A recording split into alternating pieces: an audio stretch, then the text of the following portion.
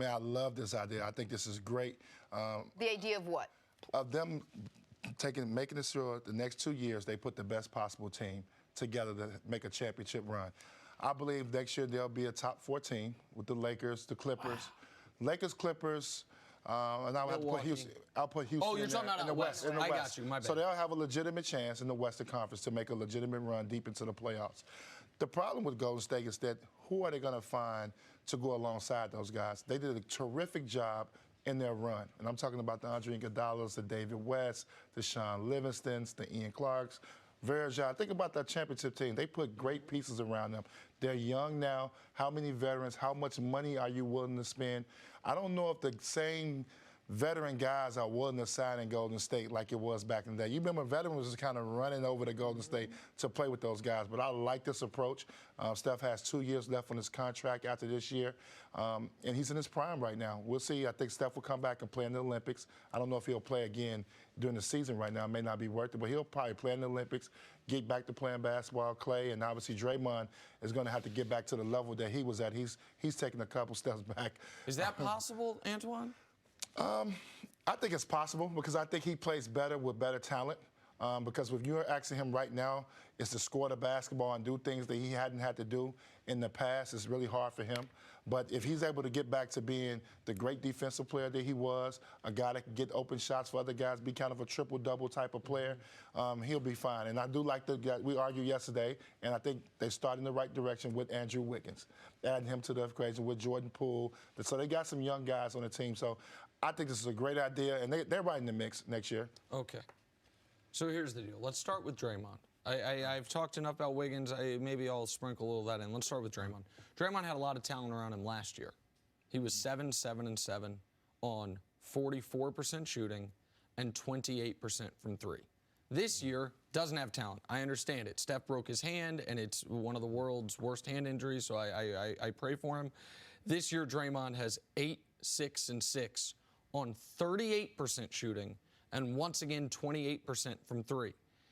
Draymond was never a guy that relied tremendously on his athleticism, right? It's his brain. Right. He's one of the 3 smartest players in the league. But at 30, the athleticism has waned just a bit, which has severely hurt his defensive impact. Because when you're not the greatest athlete to begin with, and you're relying on your brain to make sure you can beat guys to spots, if you're just a quarter step slower than you used to be, that impact is muted. And we've seen that the last few years. He went from what I thought was he has 1. I thought he should have 3 Defensive Player of the Year awards. He went from the best defender in basketball for a long stretch to a good, at times great defensive player, but nowhere close to Defensive Player of the Year. He's on a contract that's going to pay him $25+ million moving forward. I don't know how movable that contract is. Steph Curry, the next time we see him take the court, whether it's in March or next season, is going to be 32 years old. 32 years old for Steph Curry, coming off an arduous 5-year stretch where he played in 5 straight finals. Now he's getting some rest this year. Klay Thompson, 30 years old, coming off the first and only significant injury of his career. And then you've got Andrew Wiggins, who the argument for him is, well, can he at least be Harrison Barnes? Let's pretend for a moment he can. Now we're back to the 14-15 Warriors, except Steph is 5 years older. Draymond is no longer one of the top 15 players in the league the way he was on both ends of the court at that time. When he was 14, 10, and 7 on 39% from 3. Now he's 8-6-6 on 38% from the field. I just don't see it. And they don't have the ability to go get the Andre Iguodala. They don't. Now, people can say they're going to have their own draft pick. Man, whatever 19-year-old they draft in the top 5 this year is not going to help them next season. So I don't see it. It's why, Antoine, this is not the move I would have made with D'Angelo. I would have traded D'Angelo plus my pick for an impact player instead of D'Angelo for a lesser player and another draft pick that's going to help you down the road when Steph is further out of his prime.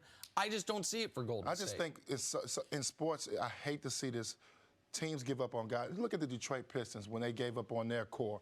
You look at the Bulls back in the 90s, they gave up on their core. I just think Steph and Clay and Draymond have more left in the tank. I think having a year off, even though it's due to injury, their bodies can be refreshed. These are guys that have played a lot of games, like you said, over the last 5 years. I think you give them a shot. I think you owe that to them. They've done enough for this franchise, brought you championships. Obviously, they paid all those guys, took care of them financially, which I love. They deserved every penny they got. They did it right by them. And I think the owner said, look, I'm going to give you guys 2 years, kind of put it on Steph's contract and see what we can do in 2 years. And once we're done, we're going to start this thing over. So I like that because so many organizations blow the teams up. Oh, they're old. They're 30. That's not old. You know what I mean? You still got some good years left. So I like the fact that they're willing to gamble on those guys. I actually love that, too. When I didn't know Steph was going to miss the season with his hand, I picked the Warriors to make the playoffs this year as the 6th seed, with Clay potentially coming back at the end of the year and have them be a dangerous team. The reason I have been so adamant about the Wiggins trade is I think they are trying to quietly have it both ways.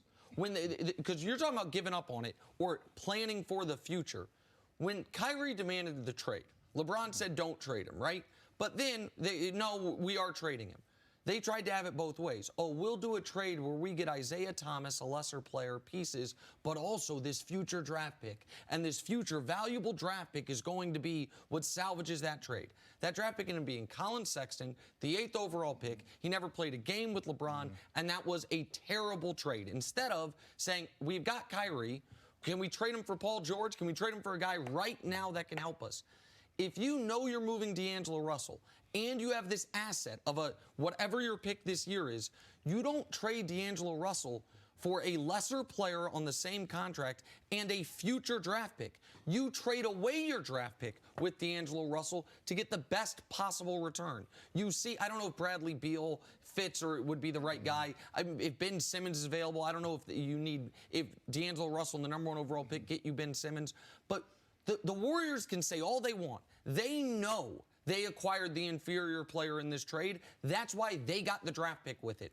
And I do not care about a 2021 top 3 protected draft pick when if I'm really trying to win championships with a 32, 33, 34-year-old Steph Curry. It'll be interesting to see. But I mean, I think I have a little bit more. I give Wiggins a little bit more value than you give him. And obviously, you can argue that point every day. But I think one thing with Golden State, I'm just ecstatic to see that the ownership is saying, hey, look, I'm going to stay with my core guys. We're going to see if we can win, get back in the mix. I still believe they're a top 4 team in the West when healthy. I think they're better than Denver. I think they're better than Utah.